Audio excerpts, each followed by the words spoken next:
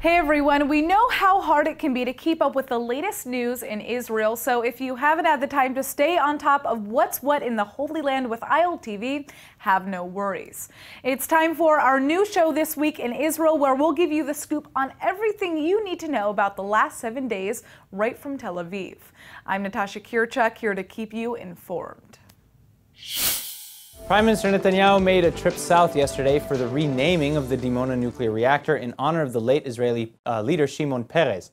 But Netanyahu took the opportunity to make a very symbolic threat to Israel's enemies too. While standing in front of the site where most believe Israel is stockpiling nuclear weapons, the Prime Minister said that anyone hoping to eradicate the Jewish state would only face eradication themselves.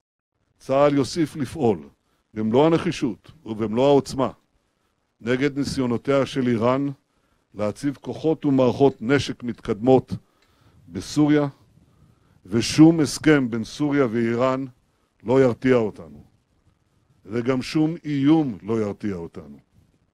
מי שמאיים עלינו בכליה, מעמיד עצמו בסכנה דומה.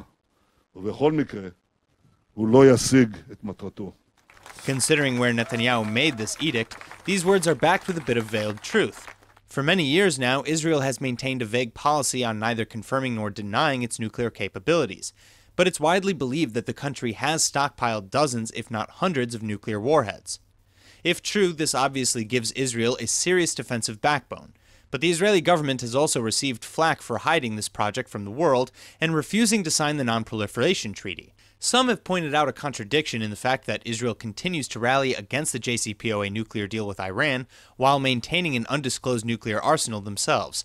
But Israeli leaders would likely argue that its military only acts in self-defense. Iran's current leaders, on the other hand, continue to demand the destruction of the State of Israel. The regime's research into nuclear development in the 2000s, as well as its funding of terror cells surrounding the Jewish state, are ample evidence of this objective. And the IDF has conducted repeated attacks abroad in order to keep this effort at bay. Following a relative calm along the Gaza border, talks between Israel, Hamas, and Egypt on a potential long-term ceasefire still remain in limbo.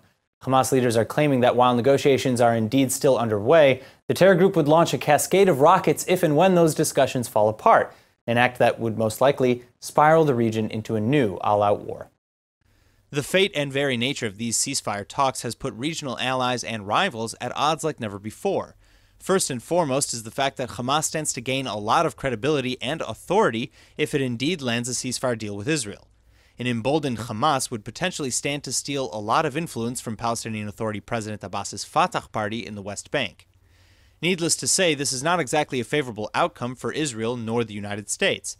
But following rumors that the Trump administration is set to halt all funding to UNRWA, the United Nations Palestinian Refugee Agency, this too would potentially give Hamas a major boost in the Palestinian world. Abbas, meanwhile, has begun to reinvigorate himself on the global stage amidst the sense that his power may soon be shifting to Hamas. The sense is that Abbas is actively trying to thwart the Gaza ceasefire deal in an effort to maintain control. This places both the United States and Israel at a somewhat complicated crossroads, though. On one hand, the White House has firmly backed Egyptian efforts to de-escalate violence against Israel on the Gaza front with Hamas. On the other hand, American Ambassador David Friedman has urged Jewish leaders that such a deal could be catastrophic if it means cutting out the PA in favor of Hamas. Needless to say, these contradictory statements from the Trump administration are signals of a somewhat confused White House with respect to its Middle East policy and protocol. Israeli leaders also warned that recent U.S. policy shifts may indeed be playing directly into Hamas's hands. 6 months ago, many believed that the terror group was on its last limbs on the precipice of collapse. But half a year later, signs are indicating that Hamas may soon be on its way to becoming the new leadership face of the Palestinians. The Trump administration is said to be gearing up for a shocking policy shift. Word is that in the coming days, the White House will announce the end of all aid money to the United Nations Relief and Works Agency, or UNRWA, the UN's Palestinian Refugee Agency. This follows last week's decision by Team Trump to slash $200 million of funding to the Palestinians, all decisions that may greatly alter the current status quo in the Middle East. Until now, the United States has been the single biggest donor to the Palestinians Refugee Agency. UNRWA was first founded in 1949 following the end of Israel's 1948 Independence War. That war, of course, concluded with the founding of the Jewish state known as Israel, but it also forced over 250,000 Palestinians out of their native homes and into refugee camps all over the Middle East. Unlike many refugee groups, the UN recognizes the descendants of these original refugees. Only several thousand Palestinians from that original expulsion are alive today, some 70 years later though, with roughly 5 million Palestinians today recognized as refugees total. This, in and of itself, is an issue of fierce debate. Israel has argued that this distinction is seemingly granted only to the Palestinians, but others point out that millions of descendants have lived in refugee camps for all of their lives, and that this status is the only thing keeping them alive. But as if doubling down on Trump's apparent plan to defund UNRWA altogether, United States Ambassador to the UN Nikki Haley has signaled that the entire Palestinian claim to their right of return to their native lands should be off the table entirely in future peace talks. Again, this question is not a simple one. Palestinians today, similar to Jews until 1948, maintain that they have an inalienable right to return to their native homeland after being forced into exile. But for Israeli leaders, the integration of millions of Palestinians back into the country would mean the end of the Jewish majority nation state that they hoped to build in the first place. These latest decisions by the Trump administration may have a different impact entirely, however. Israeli defense officials, as well as former U.S. officials, have warned that the defunding of UNRWA will actually shift power from the PA to Hamas, giving the terror group far more influence to commit violence. The collapse of the West Bank funding and infrastructure could create a power vacuum that Hamas would be very quick and keen to fill. All right, Ezra Gershi is an ultra-Orthodox man and the mayor of the Israeli settlement town of Emmanuel. Gershi's reputation as mayor is riddled with allegations of abusing his powers, but those arguments just entered an entirely new legal plateau. Gershi has just been charged by an Israeli court with illegally influencing the 2013 election that made him mayor. And this is a truly shocking charge with massive implications. Police apparently have gathered evidence that in the lead up to the 2013 mayoral election, Gershi promised members of the community's local Chabad movement high-paying jobs if they elected him mayor. He apparently paid in cash an upfront of nearly $82,000 in order to essentially buy their votes. This arrangement, and the failure to legally disclose it, amounts to a serious and unlawful influence of a major political election. One Chabad official has also been indicted on these charges, though his or her name remains under gag order. This is perhaps the biggest in a long list of controversial allegations that have long surrounded Gershi. The settlement of Emmanuel is a relatively small community of only roughly 3,000 people. As a result, everyone knows and sees everything. Earlier this year, members of the community allegedly captured Gershi on videotape flicking a switch in his personal home before bed, which deactivated street lamps around the neighborhood. The community alleges that he rigged this illegal system in order to help himself sleep better with less light pollution from the streetlights. Needless to say, the tampering of an election is a very serious crime, one which throws the very pillars of democracy into jeopardy. Israel's High Court has just issued a verdict that may set all kinds of new legal precedent. The courts have just ruled that 5 Palestinian women, who are allegedly close relatives of Hamas members, will be allowed into Israel so that they can receive life-saving cancer treatment. Now, from a legal perspective, this is a massive decision for a number of reasons. First of all, it's perhaps the biggest reversal of Israeli government policy in quite a number of years. The state originally blocked these women's request for cancer treatment on the basis that it would put pressure on Hamas leaders to end violence against Israel. But according to the High Court's justices, not only is this policy illegal, it doesn't even seem to actually serve those means. Judge Uzi Fogelman especially noted that the women, who are critically ill, did not pose a security risk and that the government's original ban just isn't justified because you can't use human lives as bargaining chips. Critics from the government, however, say that this is a decision that will put Israeli security at risk. Right-wing Israeli MK Bezalel Smotrich has accused the courts of making a, quote, terrible and dangerous deal to liberate terrorists, end quote. It should be mentioned, however, that these women are in advanced stages of cancer and have never themselves apparently been involved in acts of terror or violence. These women come from the West Bank, where no medical care for their advanced stages of cancer is available. Rights groups have been petitioning the courts for years to allow them into East Jerusalem hospitals for emergency treatment. At this time, dozens of similar cases from Gaza are also still awaiting trial. Many of them are likely hoping that this new court decision will give them the green light that they too have been waiting for, so that they can receive life-saving medical care. For a while now, there's been growing talk of a possible Hamas-Israel ceasefire. Hamas officials have been in and out of Cairo for the last month, following weeks of some of the worst violence between Israel and the Palestinians in years. Now, while it appears as though those talks may be hitting a dead end, Israel's defense minister now says that the Erez border crossing checkpoint with Gaza will open due to a significant fall in violence from the Strip. The Erez checkpoint is the only place where pedestrians may either enter or leave the Gaza Strip on the Israel side. Israeli officials shuttered Erez roughly a week ago following a spike in violence from Hamas factions in the Strip. Though Israel does still see daily attacks, namely from explosives-laced kites and balloons flown over the border, Defense Minister Avigdor Lieberman now notes the, quote, security calm that was held over the past week and the significantly reduced number of violent incidents, end quote. Meanwhile, however, rumors of a potential year-long ceasefire deal with Hamas seem to be fizzling out. Hamas officials seem to be hesitating on internal Palestinian strategy moving forward, as those talks in Cairo with the Egyptian moderators have been postponed for unspecified reasons. But one possible reason for this potential backpedaling could be the Trump administration's latest decision to slash a further $200 million in Palestinian aid money. While U.S. strategy here seems to be the eventual defunding and unraveling of UNRWA, the UN's Palestinian Refugee Agency, Israeli defense officials have actually come to another conclusion. Those officials are now concerned that the massive budget cuts will actually force Palestinians into a desperate situation, setting off a domino effect of power vacuums, thus giving Hamas an opportunity to seize further control. If Hamas sees an opportunity on the horizon to become even stronger, that would explain why they're now hesitating on maybe signing a ceasefire deal with Israel. Needless to say, much remains to be seen, and much remains mired in speculation. We've just learned that members of the Knesset's Arab Joint List Party are mobilizing to partner with officials from the Palestinian Authority. Word has that the two are working together to draft a UN resolution condemning Israel's recent passage of the contentious nation-state law. And this is all evidence that the fallout from this law is only just ramping up. If true, this would be a somewhat unprecedented move for Arab-Israeli lawmakers to work on major policy proposals with members of the Palestinian Authority. Having said that, both groups found themselves similarly outraged following the Knesset's passage of the Jewish nation-state law earlier this year. Proponents say that this law merely enshrines the country's Jewish identity into its de facto constitutional basic laws, but critics near and far accuse this law of making non-Jewish citizens of Israel essentially second-class citizens and of laying down the legal framework for an apartheid state. Indeed, these were among the charges made by Arab Knesset members in Israel's parliament shortly after the law narrowly passed its final vote. Minority groups across the country, including many who serve in the IDF alongside Jewish citizens, voiced similar outrage and hurt. But even Israeli Knesset members critical of the nation-state law say that Joint List MKs have no business partnering with officials from the PA, especially at the cost of bringing the issue to the United Nations. But the contentious nation-state law would almost certainly be on the international agenda regardless.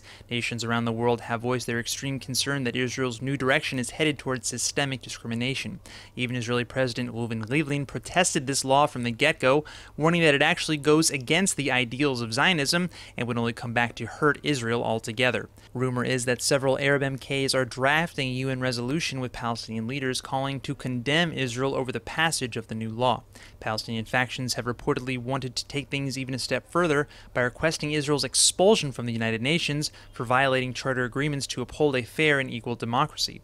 Now, this seems like an especially remote possibility given the fact that the U.S. would almost certainly veto any such vote if it were to come to the floor.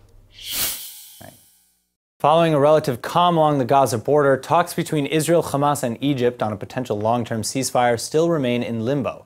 Hamas leaders are claiming that while negotiations are indeed still underway, the terror group would launch a cascade of rockets if and when those discussions fall apart, an act that would most likely spiral the region into a new all-out war. The fate and very nature of these ceasefire talks has put regional allies and rivals at odds like never before. First and foremost is the fact that Hamas stands to gain a lot of credibility and authority if it indeed lands a ceasefire deal with Israel. An emboldened Hamas would potentially stand to steal a lot of influence from Palestinian Authority President Abbas's Fatah party in the West Bank. Needless to say, this is not exactly a favorable outcome for Israel nor the United States. But following rumors that the Trump administration is set to halt all funding to UNRWA, the United Nations Palestinian Refugee Agency, this too would potentially give Hamas a major boost in the Palestinian world. Abbas, meanwhile, has begun to reinvigorate himself on the global stage amidst the sense that his power may soon be shifting to Hamas. The sense is that Abbas is actively trying to thwart the Gaza ceasefire deal in an effort to maintain control. This places both the United States and Israel at a somewhat complicated crossroads, though. On one hand, the White House has firmly backed Egyptian efforts to de-escalate violence against Israel on the Gaza front with Hamas. On the other hand, American Ambassador David Friedman has urged Jewish leaders that such a deal could be catastrophic if it means cutting out the PA in favor of Hamas. Needless to say, these contradictory statements from the Trump administration are signals of a somewhat confused White House with respect to its Middle East policy and protocol. Israeli leaders also warned that recent U.S. policy shifts may indeed be playing directly into Hamas's hands. 6 months ago, many believed that the terror group was on its last limbs on the precipice of collapse. But half a year later, signs are indicating that Hamas may soon be on its way to becoming the new leadership face of the Palestinians. Following years of delays, red tape, and fierce debate, the Jerusalem municipalities confirmed that the egalitarian prayer space of the Western Wall is finally set for construction. This is a space intended to allow mixed prayers of all kind at the Holy Kotel. Despite religious debate that has often hampered this kind of effort, work will commence almost immediately in order to accommodate infrastructure for people in wheelchairs. This project has been in limbo for many years now, following intense ultra-Orthodox protest that prayer at Judaism's most holy site should comply with Talmudic laws separating men and women. But for many worshippers and foreign travelers, the religious freedom to practice their Judaism as they see fit has led to repeated calls for an egalitarian section at the Kotel. Earlier this year, it seemed that things were finally moving when Culture Minister Miri Regev was tasked with handling the plans herself. But shortly thereafter, Regev dropped out due to what she called personal conflicts of interest. The committee tasked with construction failed to find a willing replacement for Regev for a number of months. Word is that Prime Minister Netanyahu himself stepped in to give it the green light, and this seemingly does appear to be the case now. Jewish rabbis both abroad and here in Israel have hailed this news as a major step forward for religious freedom, one that should allow all Jews the chance to express their religion in whatever form they choose, without stepping on anyone else's. The world lost a truly one-of-a-kind leader over the weekend. John McCain, six-term Arizona state senator and revered war veteran, has just passed away a few days shy of his 82nd birthday.